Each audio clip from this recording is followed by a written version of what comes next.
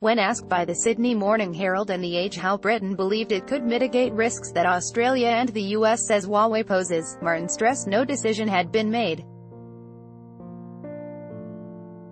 Loading, "We haven't taken any decisions," he told a briefing of journalists later. On Wednesday, the defense think tank the Royal United Services Institute warned that Britain would be naive and irresponsible to allow Huawei build their 5G network. A paper by the think tank said Britain could undermine its role in future Five Eyes intelligence gathering if it did.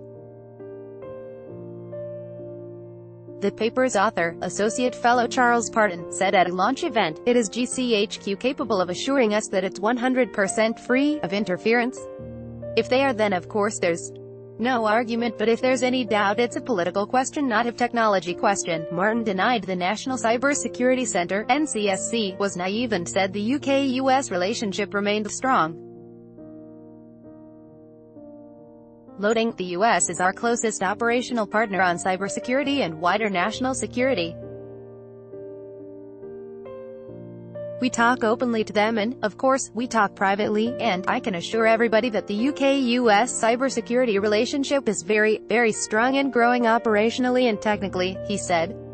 Martin said last year the NCSC had flagged concerns with the British government about Huawei, but it was related to its cybersecurity standards. "They are not indicators of hostile activity by China," he said.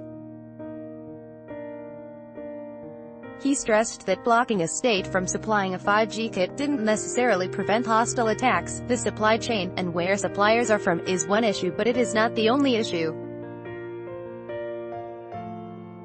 Last year, the NCSC publicly attributed some attacks on UK networks, including telecoms networks, to Russia. "As far as we know, those networks didn't have any Russian kit in them, anywhere." Huawei Chief Financial Officer Meng Wanzhou has been charged by US authorities. Credit. The Canadian press Huawei's chief financial officer, Meng Wanzhou, has been charged by U.S. authorities with money laundering, bank fraud and stealing trade secrets. The U.S. has warned allies against using Huawei technology, saying it would make it more difficult for Washington to partner alongside them. Australia, New Zealand, and the U.S. have banned or blocked Huawei from supplying equipment for their future 5G mobile broadband networks, while Canada is reviewing its position. Huawei denies it spies on behalf of the Chinese government, but Australia and the US believes it poses a threat.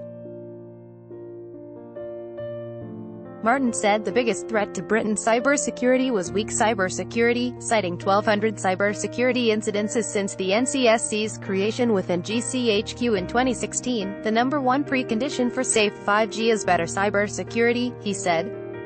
He urged telecom networks to be more resilient, and said, "No network can be totally safe," adding that networks could be designed to cauterize the damage from potential damage. Loading, "If you've built a telecommunications network in a way that the compromise of one supplier can cause catastrophic national harm, then you've built it the wrong way," he said. He added that a third necessary condition for a safe 5G network was ensuring a diversity of telecommunications suppliers, should the supplier market consolidate to such an extent that there are only a tiny number of viable options. That will not make for good cybersecurity, whether those options are Western, Chinese, or from anywhere else, he said. Any company in an excessively dominant market position will not be incentivized to take cybersecurity seriously.